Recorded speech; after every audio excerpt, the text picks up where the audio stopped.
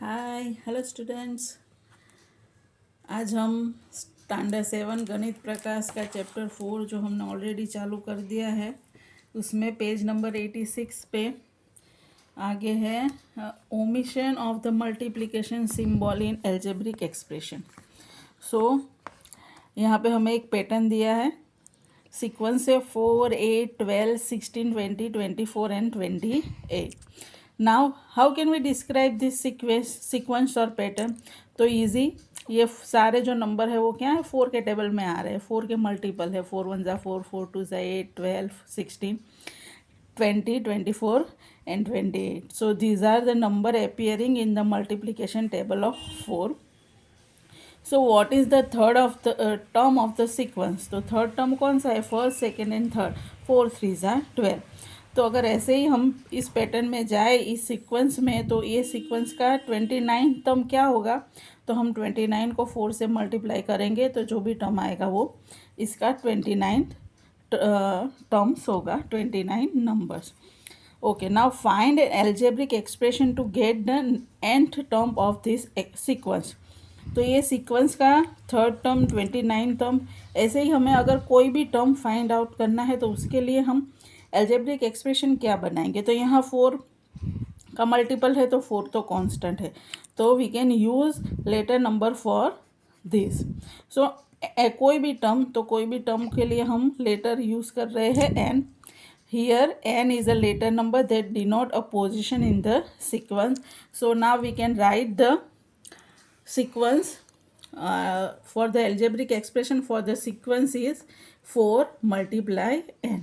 Now as a standard practice in algebra, we shorten 4 multiply n to 4n. Means we can skip the multiply sign. 4n means 4 multiply n. So we write the number first followed by the letter. जब भी हमारे पास कोई term है जिसमें number plus variable है तो पहले number लिखना है और उसके बाद वेरिएबल, और इसको हम विदाउट मल्टीप्लाई 4n लिख सकते हैं। कोई भी 4n मीन्स 4 मल्टीप्लाई n। यहाँ पे हमें दिया है, अगर एक है find the value of the expression 7k है, and when we have to take k is equal to 4, k को हमें 4 से रिप्लेस करना है तो उसका वैल्यू हम लिख सकते हैं 7 मल्टीप्लाई 4। जब हमारे पास दोनों नंबर आ जाएंगे तो हमें बीच में मल्टीप्लाई साइन लगाना है। 7 मल्टीप्लाई 4 इज इक्वल टू 20। अगर यहाँ के ही रहने देंगे तो मल्टीप्लाई का साइन लगाने की ज़रूरत नहीं है, लेकिन जब हम वेरिएबल को नंबर से रिप्लेस करेंगे तो हमें मल्टीप्लाई लगाना है, या फिर हम इसको ब्रैकेट में लिख सकते हैं। अगर मल्टीप्लाई का साइन नहीं लगाए और 7 4 लिख दिया तो उसका मतलब हो जाएगा 74, तो ये मिस्टेक नहीं करना है। ओके, तो same find the value that the expression 5m + 3 takes when m is equal to 2। अब ये जो एक्सप्रेशन है उसमें हमें m की जगह क्या ले लेना है? 2। तो यहाँ दिया ही है हमें 5m, m की जगह हमने 2 से रिप्लेस किया, +3। तो पहले ये टर्म हम सिंगल नंबर में कन्वर्ट करेंगे, 5 2 ज़ा 10 +3 30। ओके, तो इससे हमें क्या समझ में आया कि अलजेब्रा में जब नंबर प्लस लेटर हो तो we can skip the multiply sign, we can write 4n 4k 4m anything. Okay, now we have a second topic, mind the mistake, man the mistake. Okay, अब ये जो हमने multiply sign किया और कैसे उसको सिंप्लीफाई करना है, हमने अरिथमेटिक तो ऑलरेडी किया। जो हम अरिथमेटिक एक्सप्रेशन में करते हैं वही हम यहाँ पर भी कर सकते हैं। तो यहाँ पे हमें कुछ एक्सप्रेशन दिए हैं, एल्जेब्रिक एक्सप्रेशन है, उसको सॉल्व भी किया है। लेकिन क्या इसमें करना क्या है? तो first observe each of them and identify if there is a mistake. तो हमें ये पहले तो ऑब्जर्व करना है क्या इसमें कोई मिस्टेक है, वो फाइंड आउट करना है। If you think there is a mistake, try to explain what might have gone wrong. अगर आपको लगता है कि मिस्टेक है तो कहाँ पे मिस्टेक हो रही है, क्या रॉन्ग हो रहा है, और उसके बाद जो भी मिस्टेक है या इनकरेक्ट है उसे हमें करेक्ट करना है और उसका एक्सप्रेशन फाइंड आउट करना है। तो यहाँ पे फर्स्ट ही है a इज इक्वल टू -4, हमें a को -4 से रिप्लेस करना है, और then a -10 - a is equal to 6।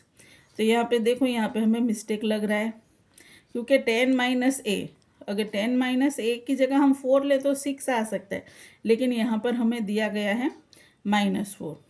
सो यहाँ पे ये रॉन्ग हो रहा है। ये मैंने पूरा किया हुआ है, तो हम उसके अकॉर्डिंग देखेंगे।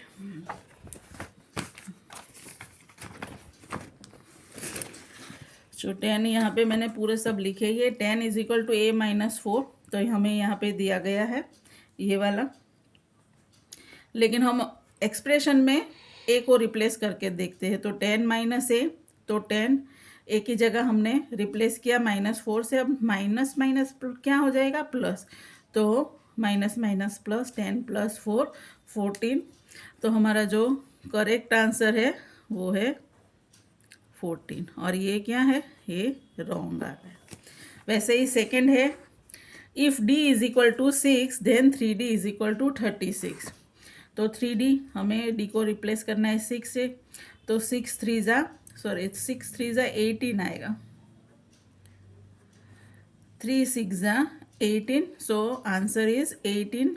ये है हमारा करेक्ट आंसर, ये है रॉन्ग।